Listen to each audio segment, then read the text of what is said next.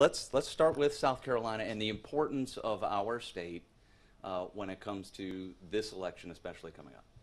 Well, look, South Carolina 4 years ago said yes to President Donald Trump, and we know South Carolina is going to say yes to 4 more years of President Trump in the White House because this president has delivered.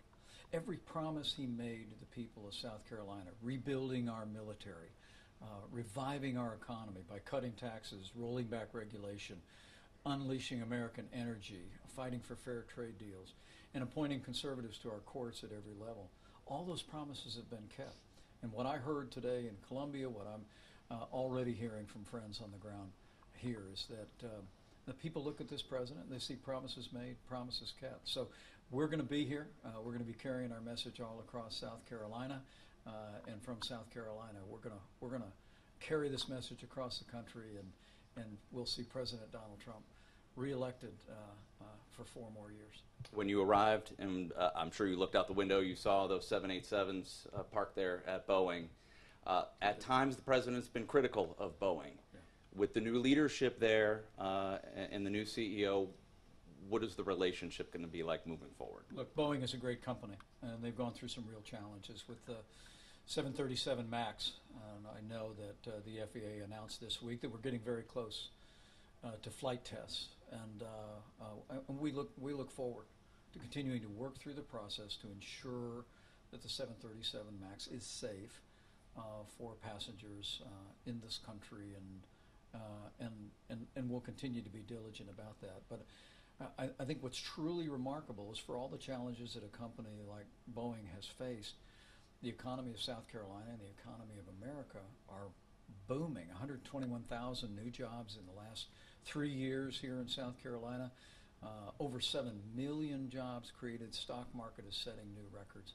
So we'll continue to work very diligently with Boeing as they work through their issues on 737 MAX. But to see a company of their dimension facing some challenging times, but still seeing the economy of South Carolina growing and the American economy booming is a real testament to the leadership and the agenda that President Donald Trump has brought to the White House. Circling back to politics in the election, the last go-around for congressional elections here, a Democrat took the 1st congressional district in South Carolina for the first time in a long time. How important is it to the president to get that seat back?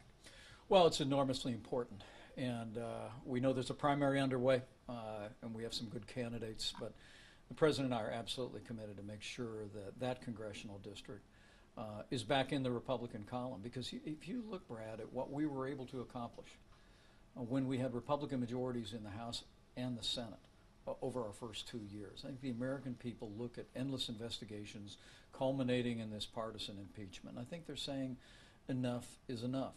That congressman actually voted for the partisan impeachment. He's been opposing President Trump every step of the way. We want to make sure the people of that district have a voice in Washington, D.C. that will stand with this president and stand with an agenda that's making America great again. But we're going to be focused on 2 things this year, and that is winning 4 more years for President Donald Trump in the White House, but also making sure Senator Lindsey Graham is reelected for 6 more years in a Republican majority in the Senate, and that we elect again a Republican majority in the United States House of Representatives, and that road will go right through South Carolina.